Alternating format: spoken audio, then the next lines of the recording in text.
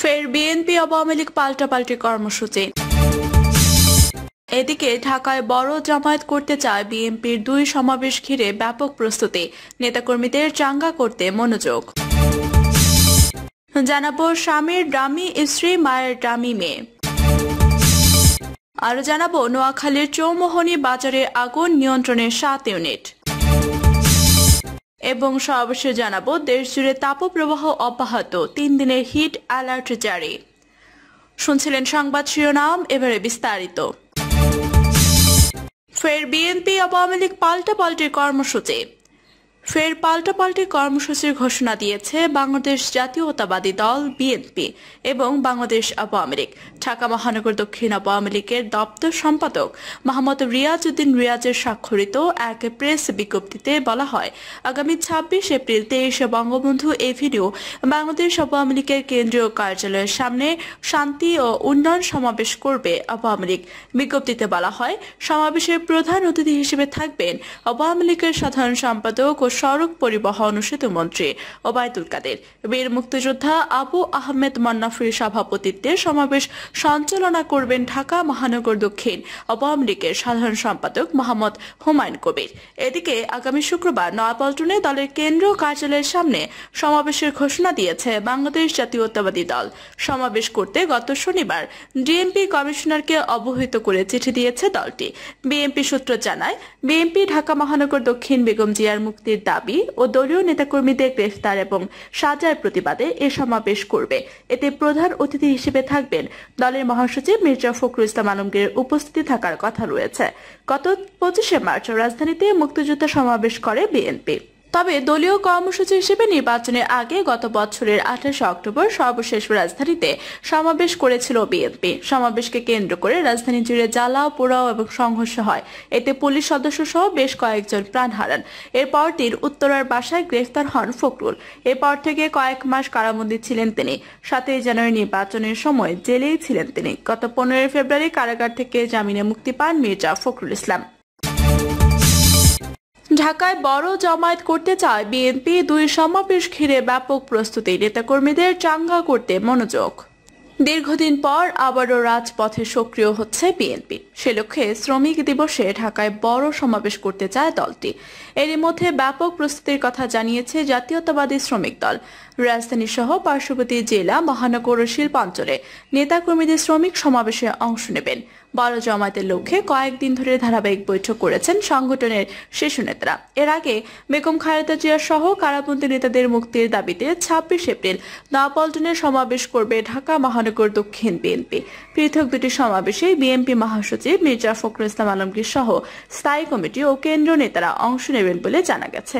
এর মধ্য দিয়েই আবারও চাঙ্গা হয়ে উঠবেন বলে মনে করছেন নেতাকর্মীরা। এছাড়াও নেতাকর্মীদের সক্রিয় রাখতে ইস্যুভিত্তিক কর্মসূচি, সভা সমাবেশ ও তৃণমূল পর্যায়ে কর্মী সভার প্রস্তুতি নিচ্ছে দলটি। গত শুক্রবার বিএনপির ভারপ্রাপ্ত চেয়ারম্যানের কাছে বিষয়টি প্রস্তাব পাঠিয়েছেন সাংগঠনিক নেতারা। আজ রাতে দলটির সর্বোচ্চ নীতি নির্ধারণী ফোরামের বৈঠক, নতুন কর্মসূচি ও প্রস্তাব নিয়ে আলোচনা হবে। আগামী 2-1 দিনের মধ্যে নতুন কর্মসূচি ঘোষণা আসতে পারে, দলীয় সূত্রে এসব তথ্য জানা গেছে। এদিকে শনিবার এক আলোচনা সভায় অংশ নিয়ে বিএনপি মহাসচিব মির্জা ফখরুল ইসলাম আলমগীর বলেছেন, দেশ ও জাতি বড় দুঃসময় পার করছে। গণতন্ত্রকামী মানুষরা নির্যাতিত হচ্ছেন। এজন্য জাতির ঐক্যবদ্ধ হওয়া প্রয়োজন। সবাইকে এক হয়ে রাজপথে নামতে হবে, রাষ্ট্রযন্ত্রকে সাক্ষী দিতে হবে। সূত্রে জানা যায়, নেতাকর্মীদের চাঙ্গা ও সংগঠিত শক্তি বৃদ্ধি করতে দলীয় হাইকমান্ডের নির্দেশনায় নতুন করে মাঠে নামছে বিএনপি। প্রথমে ইস্যু ভিত্তিক ও বিএনপির বিভিন্ন অঙ্গ সহযোগী সংগঠনের ব্যানারে নানামুখী কর্মসূচি পালনের উদ্যোগ নেওয়া হচ্ছে। এতে ক্রমান্বয়ে দলটির চলমান আন্দোলনে গতি পাবে। সেই ধারাবাহিকতায় শুক্রবার রাজধানী নয়াপল্টনে সমাবেশ করবে ঢাকা মহানগর দক্ষিণ বিএনপি। এরপরেই 1 মে শ্রমিক সমাবেশ করবে শ্রমিক দল। 2 মে বড় আয়োজনে শ্রমিক দলের প্রতিষ্ঠা বার্ষিকী পালন করবে সংগঠনটি। এছাড়া 30 মে বিএনপির প্রতিষ্ঠাতা জিয়াউর রহমানের মৃত্যুবার্ষিকী।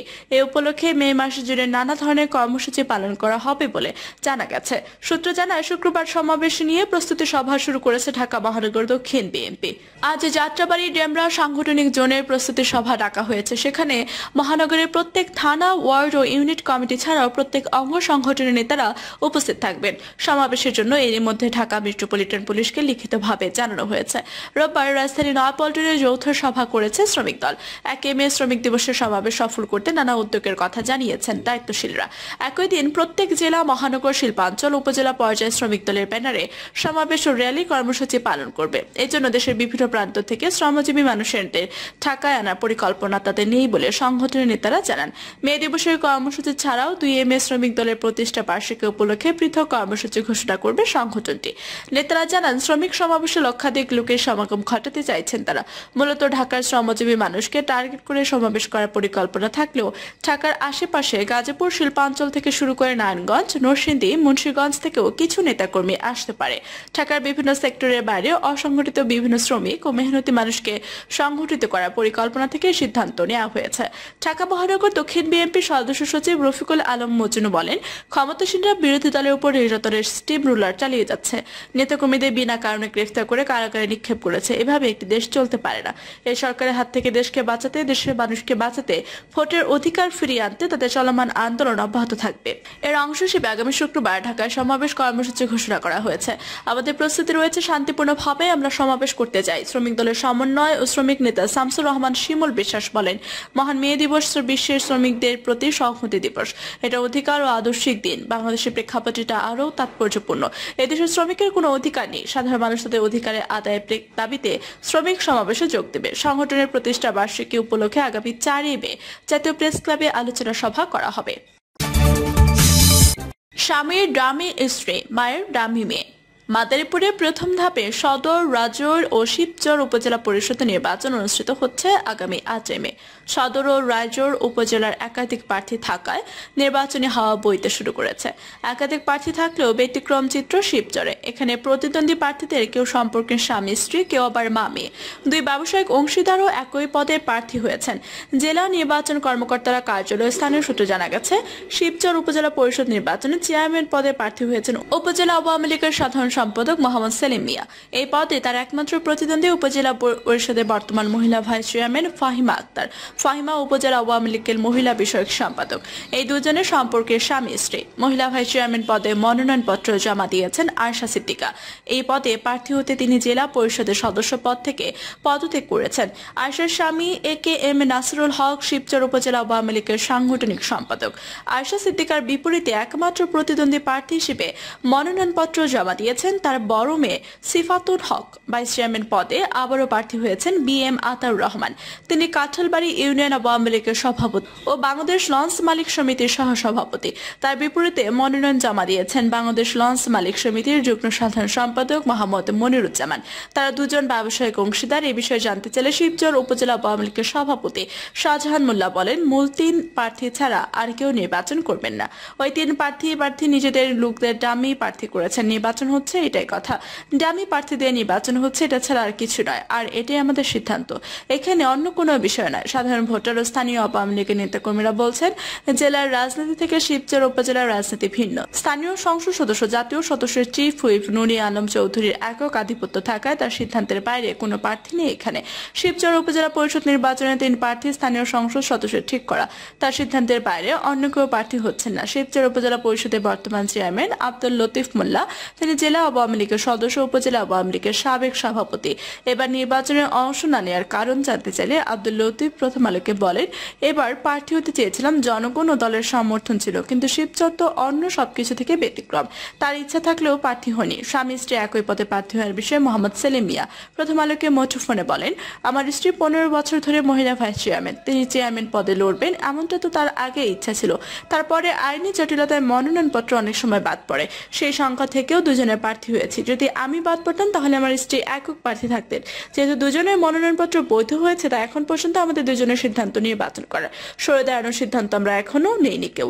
নাম প্রকাশ না করার শর্তে শিবচর উপজেলা আওয়ামী লীগের এক নেতা বলেন, শিবচরের নির্বাচন কোনো নির্বাচন নয়, এটা শুধু লোক দেখানো, এটি নির্বাচন মাত্র। যারা ডামি প্রার্থী তারা মনোনয়ন প্রত্যাহার করবেন না। বিনা প্রতিদ্বন্দ্বিতায় নির্বাচন হলে সেটা প্রশ্নবিদ্ধ হতে পারে। তাই মূল প্রার্থীর সঙ্গে ডামির প্রার্থীরাও থাকবেন। এ প্রসঙ্গে জেলা আওয়ামী লীগের সাধারণ সম্পাদক কাজল কৃষ্ণ দে বলেন, শিবচরে আওয়ামী লীগ অত্যন্ত শক্তিশালী, সুসংগঠিত। এখানে বিরোধী দল নেই বললে চলে। যারা আছে তাদের মধ্যে নির্বাচন করার মতো কোনো ভালো প্রার্থী বা নেতাও নেই। এ কারণে বলা যায় আওয়ামী লীগের সমর্থিত প্রার্থীর বিনা প্রতিদ্বন্দ্বিতায় নির্বাচিত হওয়ার সুযোগ রয়েছে। যদি কোনো কারণে মূল প্রার্থীর মনোনয়নপত্রের সমস্যা হয়, তাই দামি প্রার্থী দিয়ে রেখেছে। নোয়াখালীর চৌমোহনী বাজারে আগুন নিয়ন্ত্রণে 7 ইউনিট। নোয়াখালীর অন্যতম প্রধান বাণিজ্য কেন্দ্র বেগমগঞ্জের চৌমোহনী বাজারে ভয়াবহ আগুন লেগেছে। এর মধ্যে আগুনে 15 থেকে 16টি দোকান পুড়ে গেছে। খবর পেয়ে আগুন নিয়ন্ত্রণে কাজ করছে ফায়ার সার্ভিসের 7টি ইউনিট। রাতে 10:45টায় এই প্রতিবেদন লেখা পর্যন্ত আগুন নিয়ন্ত্রণে আসেনি। স্থানীয় বাসিন্দা সবুজ জানান, বাদামতলা রোডের মসজিদ মার্কেটের ভুঞ্চা হুঁশিয়ারি কাপড়ের দোকানে আগুনের সূত্রপাত হয়। মুহূর্তে চারদিকে ছড়িয়ে পড়ে। ঘটনাস্থলে আশেপাশে পুকুর না থাকে এবং ঘন বসতিপূর্ণ এলাকা হওয়ায় ফায়ার সার্ভিসকে আগুন নিয়ন্ত্রণে বেগ পেতে হচ্ছে। প্রাথমিকভাবে ধারণা করা হচ্ছে বৈদ্যুতিক শর্ট সার্কিট থেকে আগুনের সূত্রপাত হয়েছে। এর মধ্যে অন্তত 50টি দোকান পুড়ে গেছে। নোয়াখালী ফায়ার সার্ভিস ও সিভিল ডিফেন্সের সহকারী পরিচালক মোহাম্মদ ফরিদ আহমেদ বলেন, প্রাথমিকভাবে ধারণা করছে 15 থেকে 16টি দোকান পুড়ে গেছে। আগুন এখনো নিয়ন্ত্রণে আসেনি। ফায়ার সার্ভিসের 7টি ইউনিট কাজ করছে। নোয়াখালী ফায়ার সার্ভিস ও সিভিল ডিফেন্সের সহকারী পরিচালক মোহাম্মদ ফরিদ আহমেদ বলেন, প্রাথমিকভাবে ধারণা করছে 15 থেকে 16টি দোকান পুড়ে গেছে। আগুন এখনো নিয়ন্ত্রণে আসেনি। ফায়ার সার্ভিসের 7টি ইউনিট কাজ করছে। দেশ জুড়ে তাপপ্রবাহ অব্যাহত, 3 দিনে হিট অ্যালার্ট জারি। প্রিয় দর্শক, এই ছিল এখনকার মতো সর্বশেষ সংবাদ। আপনি সব সংবাদ পেতে চ্যানেলটি সাবস্ক্রাইব করে পাশে থাকা বেল বাটনটি ক্লিক করে রাখুন। ধন্যবাদ সবাইকে এতক্ষণ সাথে থাকার জন্য।